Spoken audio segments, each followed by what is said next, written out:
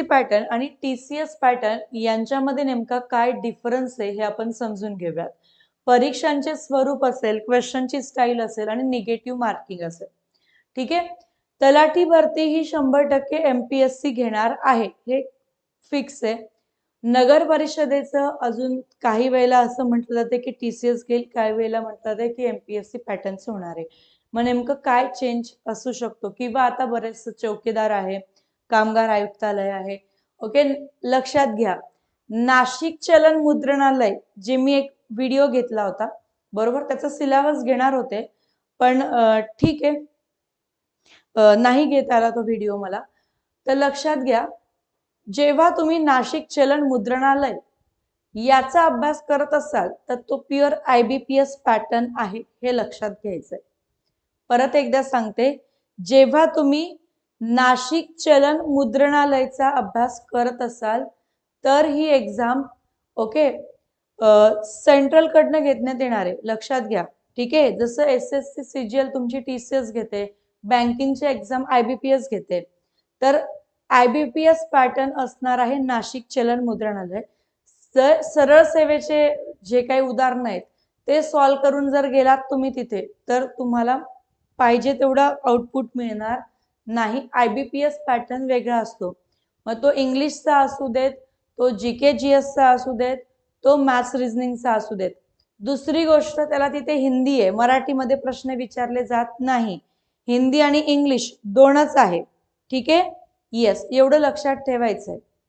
समजलं का? तर कुठल्याही एक्झामची तयारी करत असताना नुसतं फक्त मी जरी व्हिडिओ घेत असेल तरी पण चेक करा की अरे हा IBPS पॅटर्न आहे का. जर मॅडम इंग्लिशचा वरती थंबनेलवर टाकलेला आहे तर ते चेक करायचं थोडंसं. ठीक आहे. येस. बरं, बघा, जेव्हा आपण MPSC पॅटर्नचा अभ्यास करतोय, ठीक आहे, तर सगळ्यात आधी तर ऑफलाईन एक्झाम ही होत असते ना. Okay, pen and paper OMR sheet तुम्हाला भरायची असते.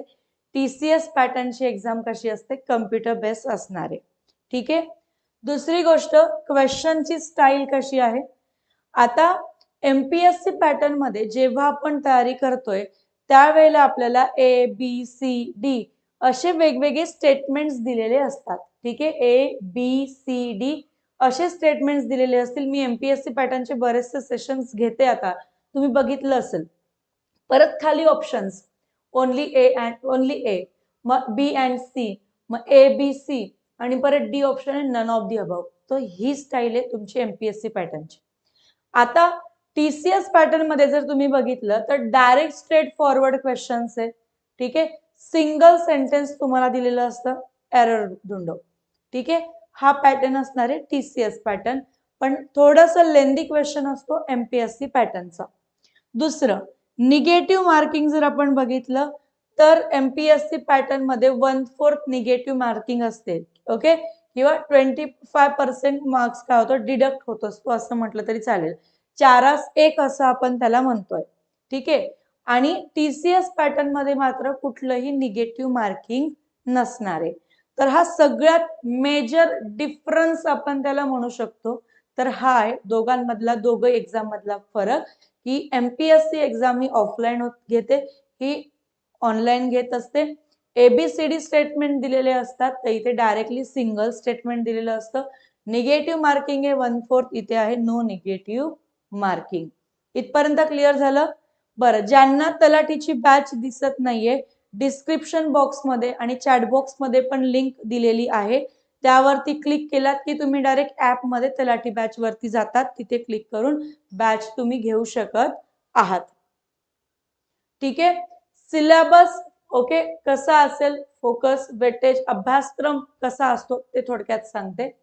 बघा, ग्रामरची डेप्थ जर तुम्ही बघितली, ठीक आहे, MPSC पॅटर्नची, तर डिकन्स्ट्रक्टिव्ह ग्रामर, पार्सिंग दिले, ask for micro rules, exceptions, parts of speech, identification, underline syntax और क्लासिफिकेशन. मी माझ्या भाषेत तुम्हाला सांगते. ठीक आहे. ज्या वेळेला तुम्ही MPSC पॅटर्नचा अभ्यास करताय, पार्ट्स ऑफ स्पीच एकदम स्ट्रॉंग असणं गरजेचं आहे.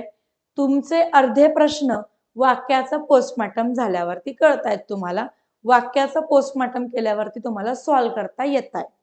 ठीक आहे. बरं, पण याच्यावरती जे असे वरवरचे रूल्स आहेत त्याच्यावर नाही तर इन डेप्थ जाऊन अभ्यास करावा लागतो. म्हणून सांगते की आज माझं 2 वाजता पहिलं लेक्चर आहे. पहिल्या लेक्चर पासून तुम्हाला प्रेझेंट राहायचंय. ठीक आहे. अगदी मायक्रो रूल्स तुम्हाला विचारतात, म्हणजे मेन जो काही रूल आहे त्याच्यातला अजून डिफिकल्ट वाला रूल, अजून डेप्थ मधला रूल.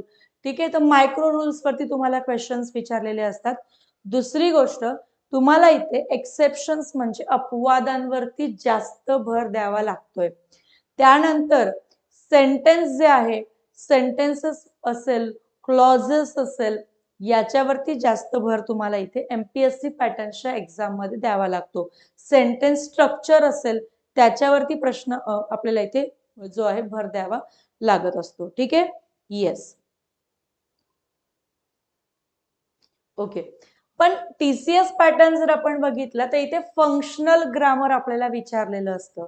ठीक आहे. आता फंक्शनल ग्रामर म्हणजे काय, की याच्यामध्ये तुम्हाला एरर्स ओळखायला विचारलेले असतात.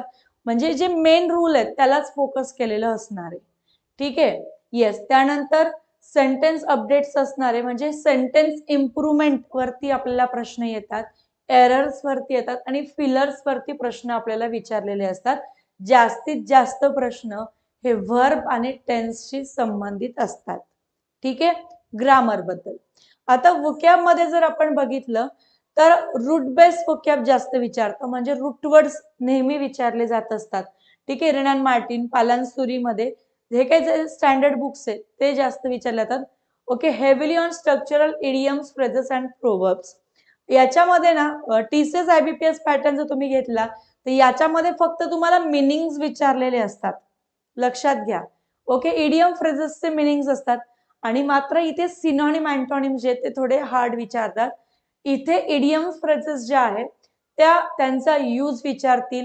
सेंटेन्स दिलेला आहे, मग त्या सेंटेन्सच्या मिनिंग नुसार कुठली इडियम तुम्ही वापरू शकतात हे विचारलं जाईल.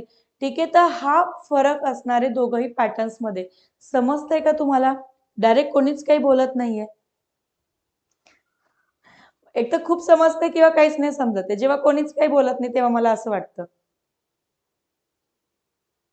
ठीक आहे. नक्की समजतंय दोघांमधला फरक? पुन्हा सांगते की इथे तुम्हाला काय करायचंय, आता इथे मी एमपीएससी पॅटर्न मध्ये सगळे एमपीएससी चे पीवायक्यू सॉल्व्ह करून घेते, जेणेकरून आपल्याला त्याची डिफिकल्टी लेवल समजत असते. ठीक आहे. इडियम्स, फ्रेजेस, प्रोव्हर्ब्स याच्यावरती जास्त फोकस असतो.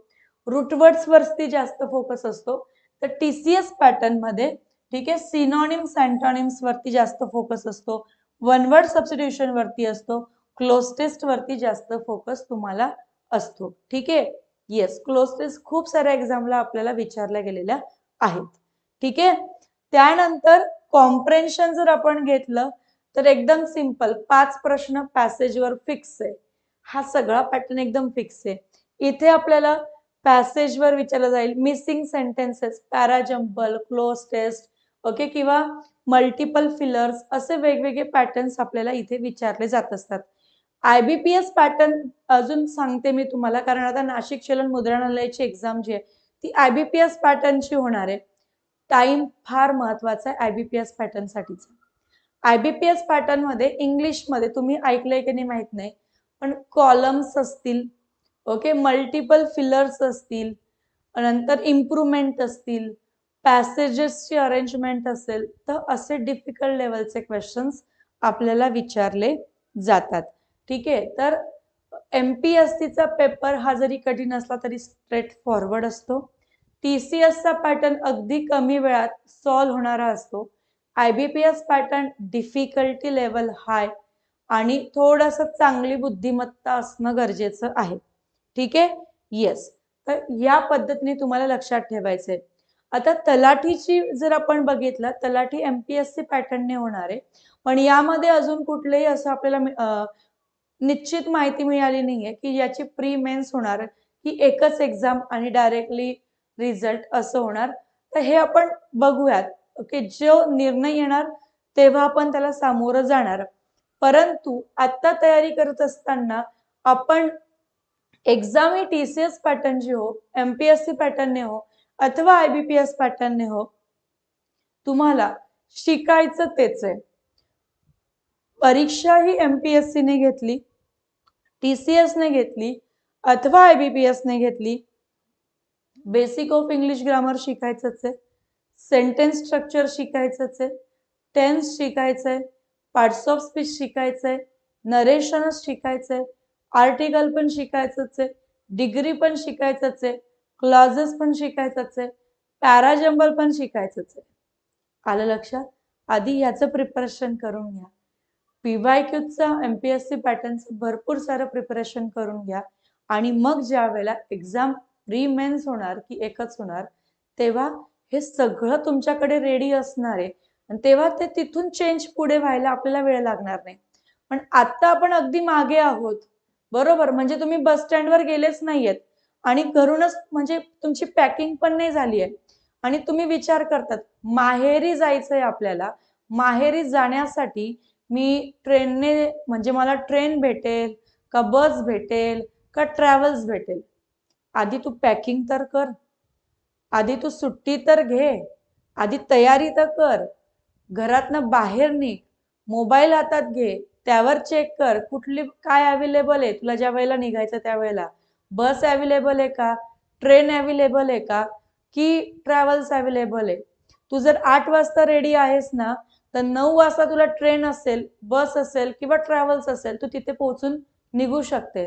पण जर तू पॅकिंगच नाही केलेली आहे आणि तुला तिघही ऑप्शन्स आहे की तू ट्रॅव्हल्सने पण जाऊ शकते, बसने पण जाऊ शकते, रेल्वेने पण जाऊ शकते, तू पण जाणारच नाही कारण तुझी पॅकिंगच नाही झाली आहे. आलं लक्षात? बाकी माहेरी जायचं असेल तर तसं आपण पटकन म्हणजे काही सिच्युएशन असेल घरातली तर आपण पटकन रेडी होतोच की नाही. तसं इथे आपल्याला जर सक्सेस मिळवायचा असेल ना तर कुठलाही पॅटर्न आपल्या समोर आला, कसाही आला तरी आपण रेडी झालंच पाहिजे. म्हणजे जी आपली आवडीची गोष्ट आहे ना ती आपण कशी ऍक्सेप्ट करायला तयार होतो, कशी ऍडजस्टमेंट आपण करतो, बरोबर? तसं यश हे आपलंच आहे, तिथे कोणाचा वाटा आहे का? नाहीये. म्हणून तिथे जी काही कंडिशन तेव्हा क्रिएट होईल तिला ऍक्सेप्ट करायचं आणि पुढे जायचं कारण यश हे स्वतःच आहे. आलं लक्षात? येस. जसं माहेरी जायला ऊन आपल्याला लागत नाही, सासरी जायला ऊन लागतं आपल्याला, बरोबर? मुलांची तब्येत बिघडते तिकडच्या पाण्याने, पण माहेरी जायला तसं काही होतं का नाही? तेव्हा म्हणतो की नाही बिस्लरीच्या बॉटल 2-3 टाकून घेईन ना, नाही नाही भावाला सांगते ना की कूलर तिथे मागून ठेव. एनी हाऊ कंडिशन तुम्ही तिथे ऍडजस्ट करतात. तसं ही आपलं जे आहे हे पण आपलं सगळ्यांचं माहेरच आहे आणि इथे जर सक्सेस व्हायचं असेल ना तर आहे त्या कंडिशन मध्ये आपल्याला काय करावं लागणार आहे, स्वतःला चेंज करून घ्यावं लागणार आहे. आलं लक्षात? येस. तलाठी बॅचची फीज मी मगाशीच सांगितली ना तुम्हाला, शिकवता शिकवता मस्त विचारत होता 1599 आहे. चला क्लिअर झालंय? बरं, आता कोर सिलेबस ओव्हरलॅप सांगते आणि कॉग्निटिव्ह इव्हॅल्युएशन कॉन्सेप्ट. आता याच्यामध्ये तुम्हाला काय सांगायचंय की जस्ट अ सेकंड.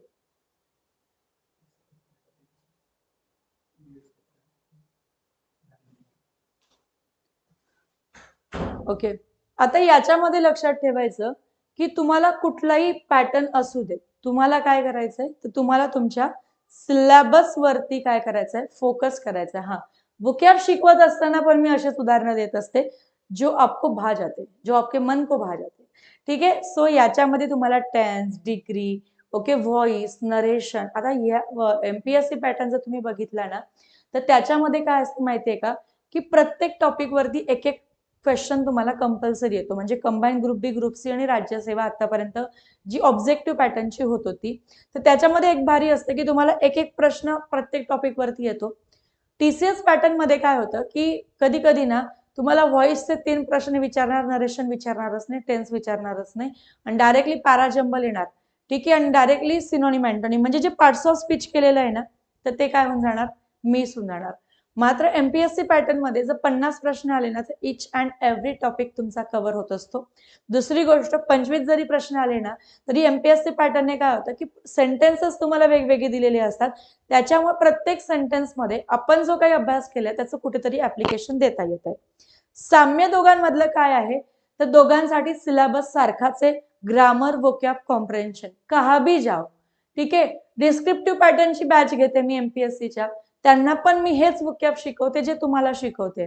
त्यांचा 2025चा पेपर मेन्सचा तुम्ही बघितला डिस्क्रिप्टिव्ह पॅटर्नचा, जे ईडीएम फ्रेजेस SSC CGL ला विचारली गेलेली आहे, जो वोकॅब, जो वन वर्ड सबस्टिट्यूशन कंबाईनला विचारलाय, जो वर्ड राज्यसेवा ऑब्जेक्टिव्ह पॅटर्नला विचारला गेलाय, ते पण इकडे रिपीट झालेलं आहे. आलं लक्षात? म्हणून तुम्हाला फक्त आणि फक्त सिलेबस वरती भर द्यायचा शिकत असताना.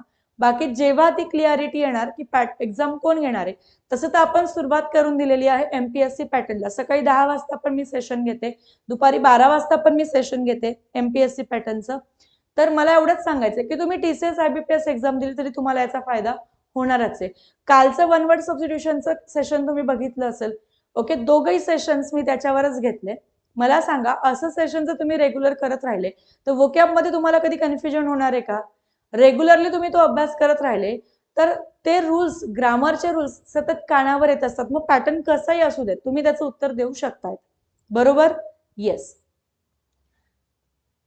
बरं, आता तरी एवढं सांगून जरी माझ्यावरती विश्वास बसत नसेल तर त्या विद्यार्थ्यांसाठी अजून मी काही क्वेश्चन समोर आणलेले आहेत. ठीक आहे? येस. बघा, एमपीएससी पॅटर्न जे आहे, जसं की ग्रुप बी दिसतंय का सगळ्यांना? क्वेश्चन दिसतोय का? बरं, थोडस मी अजून हे करून घेते. ठीक आहे, क्लॉजेस वरती आपल्याला प्रश्न विचारला गेला. आता बघा, आता क्लॉजेस जर मला करायचंय तर मी आधी क्लॉजची डेफिनेशन समजून घेणार की क्लॉज काय आहे, किती प्रकारचे टाइप्स आहेत, ठीक आहे, त्याचे सब टाइप्स किती आहेत हे मी समजून घेणार. बरोबर?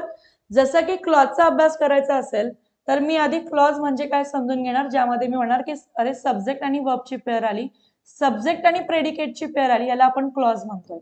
बरं, क्लॉजचे किती प्रकार आहेत? दोन, मेन क्लॉज आणि सबऑर्डिनेटिंग क्लॉज. ठीक आहे, मग मेन क्लॉज काय असतो ते समजून घेणार. सबऑर्डिनेटिंग क्लॉजचे किती प्रकार आहे?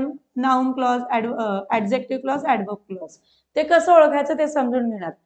हे हे जर मी शिकले तर मला ओके एमपीएससी पॅटर्नचा प्रश्न येतोय बघा. Identify the correct statement. I know the place where he live. This is the reason why he left. He felt because he did not study.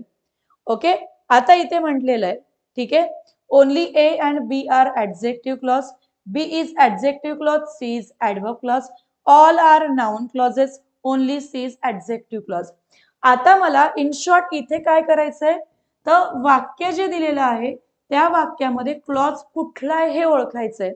आणि हे ओळखण्यासाठी ना मला हा अभ्यास करणं गरजेचं आहे. आलं लक्षात? तेव्हाच तर मी ओळखू शकते ना.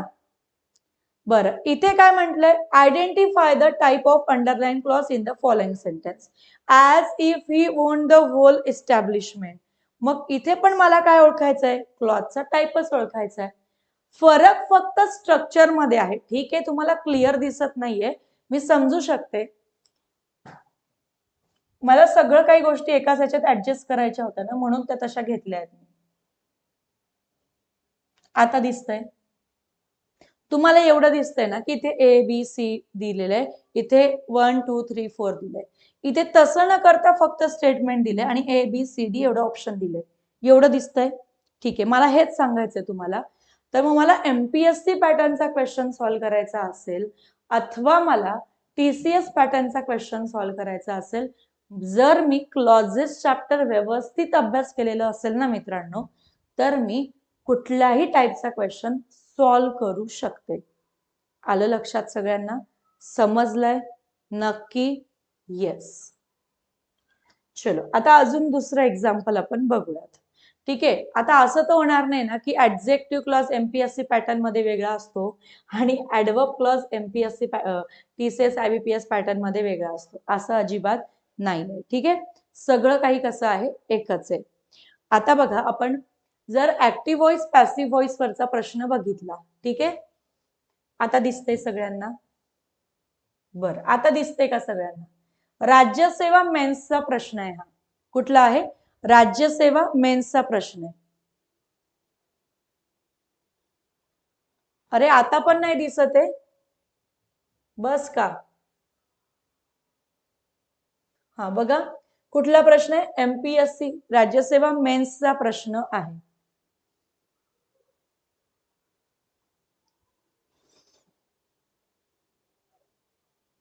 मला तर क्लिअर दिसतंय इथे.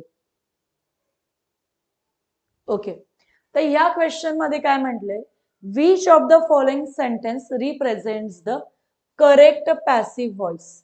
Okay, circumstances forced him to redesign. ठीक आहे, काय म्हटलंय, आजच आपण ऍक्टिव्ह व्हॉइस पॅसिव्ह व्हॉइस वरचे क्वेश्चन्स बघितले.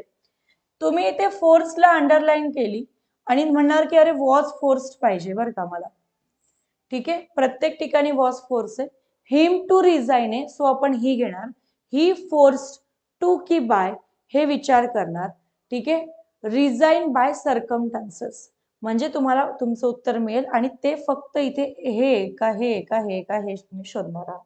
ठीक आहे, सेम त्याच टॉपिक वरती तुम्हाला असा प्रश्न विचारला जाणार आहे. ओके, बघा हा आहे टीसीएस पॅटर्नचा question. TCS ZP recruitment exam कुठला आहे, तर झेडपीचा पेपर एक्झामचा पेपर येतो. Okay, TCS ZP recruitment exam. बघा, the chef is preparing a delicious government meal. आता इथे फक्त तुम्हाला काय करायचंय, इथे इज प्रिपेअरिंग आहे, इथे तुम्ही काय करणार, इज बिंग प्रिपेअर शोधणार, पटकन उत्तर मिळणार. पण अभ्यास तर तोच करावा लागतोय, स्ट्रक्चर तर तेच समजून घ्यावं लागतंय. आलं लक्षात, म्हणजे तुम्ही कुठल्याही पॅटर्नचा अभ्यास करत असाल तर तुम्हाला ओके अभ्यास जो आहे तो सारखा करायचा आहे. हे मी खूप वेळेला सांगत असते, पण विद्यार्थ्यांचा भरोसा पटत नाही, म्हणून सगळ्या गोष्टी समोर तुमच्या मांडलेल्या आहेत. फक्त इथे जी आहे ना, ही जी इन्स्ट्रक्शन तुम्हाला दिलेली असते ना, ती थोडी डिफिकल्ट दिलेली असते, ती वाचायला थोडासा वेळ लागतो. पण जेवढं तुम्ही पीवायक्यू सॉल्व्ह करणार एमपीएससी पॅटर्नचे, तुम्हाला ते खूप इझी वाटत जाईल. हा स्ट्रेट फॉरवर्ड क्वेश्चन असतो. ओके, इथे मात्र थोडस गुंतागुंतीची उदाहरणं तुम्हाला दिलेली असतात, थोडीशी डिफिकल्टी लेवल हाय असते. Okay, yes. सो हा झाला ऍक्टिव्ह व्हॉइस पॅसिव्ह व्हॉइस बद्दलचं बघितलंय. डायरेक्ट इनडायरेक्ट स्पीच वरचे सेंटेन्सेस पण सेम. इथे तुम्हाला करेक्ट इनडायरेक्ट स्पीच विचारलंय, ह्या सेंटेन्सचं 2 ऑप्शन्स दिले. मग ए करेक्ट आहे, बी करेक्ट आहे, ए बी दोघी इनकरेक्ट आहे का की ए बी आर करेक्ट आहे, असे ऑप्शन्स दिलेले आहेत. ठीक आहे, हे कन्फ्युजिंग आहे. इथे मात्र डायरेक्ट सेंटेन्स दिलंय आणि याच्यापैकी एक कुठलंही उत्तर 4 पैकी एक, म्हणजे मी एक जस्ट म्हटलं बरं का, जे असतं ते तुम्हाला टिक करायचंय. आलं लक्षात, तर हा एवढा फरक आहे. इथे थोडासा वेळ जास्त लागतो, इथे स्ट्रेट फॉरवर्ड क्वेश्चन, कन्फ्युजन कमी असतं. Okay, yes. बाकी अभ्यास सारखा करायचा आहे, रूल्स सारखे समजून घ्यायचे आहे. नंतर आपण व्होकॅब्युलरी वरती बघितलं, वन वर्ड सबस्टिट्यूशन. बघा, match the following word substitutions. तुम्हाला इथे काय करायचंय, मॅच द पेअर्सचे क्वेश्चन्स. वन वर्ड सबस्टिट्यूशनचं मी स्वतः एक स्पेशल लेक्चर घेतलंय. वन वर्ड सबस्टिट्यूशन मध्ये जर तुम्ही बघितलं तर तुम्हाला मॅच द पेअर्स मध्ये जास्त प्रश्न येतात, जसं की इफेमरल, अल्ट्रुइस्ट आणि ओमनिसायंट आणि स्टॉइक हे 4 वर्ड्स तुम्हाला दिलेले आहेत. यांचं matching शोधायचंय.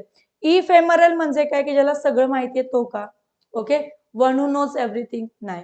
इनडिफरंट to plain or pleasure, स्टॉइकचं मात्र सेकंड आहे. सो तुम्ही काय करता, डीचं सेकंड कुठे आहे, इथे आहे, हे ऑप्शन आपलं करेक्ट आहे असं तुम्ही शोधता. ठीक आहे, सो व्होकॅब्युलरी या पद्धतीने मॅच द पेअर्स असेल, या पद्धतीने तुम्हाला विचारली जाते. तर टीसीएस पॅटर्न जर आपण घेतला बघा, ओके, पीसीएमसी च जे आहे, टीसीएस पॅटर्नचे नुकतेच झालेल्या परीक्षांमधलेच क्वेश्चन्स घेतलेले. तर पीसीएमसी ला जे विचारलं गेलंय, person who looks at the brighter side of things. बस एक स्टेटमेंट एक उत्तर, ज्याला आपण काय म्हणतो, पेसिमिस्ट म्हणतो. ठीक आहे, ऑप्शन ए आला, संपला प्रश्न. ओके, इथे निगेटिव्ह मार्किंग पण नसते तुम्हाला आणि स्ट्रेट फॉरवर्ड क्वेश्चन आहे. इथे कन्फ्युजन असतं, पण लक्षात घ्या, हा जो पॅटर्न आहे ना, हा खूप छान पॅटर्न आहे, हा पॅटर्न फिक्स आहे. म्हणून घाबरायची पण गरज नाही की अरे एमपीएससी पॅटर्न आहे तर कशा पद्धतीने आपण त्याच्यासोबत डील करणार. आता स्पॉट दी एरर, आपल्याला असं वाटतं की स्पॉट दी एररचे प्रश्न जे आहे ते फक्त एसएससी सीजीएल ला किंवा टीसीएस किंवा आयबीपीएस विचारत असते, पण स्पॉट दी एररचे प्रश्न आपल्याला ओके एमपीएससी पॅटर्न मध्ये पण विचारले जातात. फक्त त्याच्यामध्ये एबीसी असे सेंटेन्स दिले असतील आणि कुठलं सेंटेन्स करेक्ट आहे कुठलं इनकरेक्ट आहे असा प्रश्न असतो. ठीक आहे, आणि जर आपण टीसीएस घेतलं तर टीसीएस ला डब्ल्यूआरडी ला विचारलेला प्रश्न म्हणजे टीसीएसचा सगळ्यात कठीण पेपर होता हा डब्ल्यूआरडीचा, असं म्हटलं तरी चालेल. आणि तिथून विद्यार्थ्यांचे डोळे जरा उघडले आणि मग चांगल्या पद्धतीची तयारी करायला लागले होते. ठीक आहे, याच्या आधीचे जे सगळे पेपर होते TCS चे ते एकदम सोपे होते. WRD पासून एकदम चेंज झाला आणि एकदम सेंट्रल वाला पॅटर्न आपल्याकडे येऊन गेला. So neither the teacher nor the students was present at the meeting. Nor the students नंतर वॉज येत नाही. ठीक आहे, प्लुरल आहे. सो आपण शोधलं की अरे कुठलं आहे, ऑप्शन काय, सी करेक्ट आहे. पण इथे मात्र आपल्याला वेळ द्यावा लागतोय, डिटेल अभ्यास लागतोय. Okay, yes. चलो आता बघा, TCS एक्सक्लुझिव्ह एरियाज, TCS पॅटर्नचे विशेष घटक कुठे आहे, तर TCS पॅटर्न मध्ये आपल्याला ओके पॅराजंबल आणि सेंटेन्स अरेंजमेंट 101% येते. ओके, क्लोज टेस्ट येणारच आहे, फिलर्स येणारच आहे. ओके, आपण घेतलाय म्हाडाचा पेपर ज्याच्यामध्ये PQRS सिस्टीमने सेंटेन्सेस दिलेली आहेत. हा घेतलाय DMER एक्झामचा क्वेश्चन. ओके, ज्याच्यामध्ये आपल्याला फिलर्स द्यायचे आहेत. TCS पॅटर्न मध्ये हा पॅटर्न फिक्स आहे. चलो, सो गाईज अशा पद्धतीने आपण आज सगळ्या गोष्टी बघितलेल्या आहेत की TCS आणि IBPS पॅटर्न मध्ये नेमकं साम्य काय आहे आणि यामध्ये फरक काय आहे. सो शेवटी मी ह्याच मुद्द्यावरती येणार की आता तुमचे प्रत्येक घटक, प्रत्येक सब्जेक्ट व्यवस्थित शिकून घेणं, त्यानंतर त्याचे एक्सेप्शन्स समजून घेणं, मराठी असो अथवा इंग्लिश. ओके, जनरल स्टडीज असेल, करंट अफेअर्स असेल किंवा मॅथ्स रिझनिंग असेल, एकूण एक फॅकल्टी आपल्याकडे अगदी व्यवस्थित गायडन्स तुम्हाला देत असते. तर ते जे शिकवत आहे ना ते आधी व्यवस्थित शिकून घ्या. आपण काय करतो की जेव्हा कुठलेही टीचर्स आपल्याला सांगत असतात त्यावेळेला आपल्या मनात गोंधळ वेगळा चालू असतो की अरे हे माझ्या एक्झामला येणार का, तुमच्या एक्झामला येणार म्हणूनच सगळेजण आम्ही शिकवत असतो. तर तुम्ही आधी टॉपिक व्यवस्थित शिकून घ्या, त्याची डेप्थ व्यवस्थित शिकून घ्या. प्रत्येक विषयाचं PYQ अनालिसिस आपल्या चॅनलवरती चालू आहे. मॅथ्स रिझनिंगचं सर पवन सर तुमचं MPSC पॅटर्नचं चालू केलंय, मी स्वतः चालू केलंय, धायगुडे सरांनी चालू केलंय, गायत्री मॅडम रोज क्वेश्चन्स घेत आहेत, अंकुश सर सेशन्स घेत आहेत. ओके, प्रश्नांची डिफिकल्टी लेवल तुम्हाला तिथून समजते. मात्र बॅच मध्ये जे बेसिक पासून सगळ्या गोष्टी शिकवल्या जात आहेत ना त्या व्यवस्थित शिकून घ्या, त्या लक्षात ठेवा, त्याच्या नोट्सचं रिव्हिजन करा आणि मग कशाही पद्धतीचे प्रश्न तुमच्या समोर आले की तुम्हाला तिथे उत्तर देता येतात. ठीक आहे, लक्षात घ्या. TCS सॉरी नगर परिषद आणि नगर परिषदेचं अजून फिक्स नाहीये की एक्झाम TCS घेणार की MPSC घेणार. ठीक आहे, पण कोणीही घेऊ द्या, तुम्ही रेडी असणारे, आम्ही तुम्हाला सगळे फॅकल्टी रेडी करून ठेवणार आहे त्यासाठी. त्यानंतर नगर परिषदेची बॅच पण आजपासून चालू होते. आज माझं पहिलं लेक्चर आहे आणि तलाठीची आपली विजेता बॅच आहे, त्याच्यामध्ये 133 चॅप्टर टेस्ट आहे, प्रिव्हियस इयरचे पेपर पण आहे, करंट अफेअर्सचे क्वेश्चन्स पण आहे. ओके, नंतर सब्जेक्ट टेस्ट पण आहे आणि फुल लेंथ टेस्ट पण आहे. बॅचची फीज आहे 1599. रुचा 03 हा कुपन कोड वापरला तरच तुम्हाला 1999 ची बॅच 1599 ला मिळणार आहे. ठीक आहे, चलो, सो आज आपण इथे थांबूयात आणि पुन्हा भेटूयात आपल्या बॅच मध्ये ठीक दुपारी 2 वाजता. Thank you so much everyone.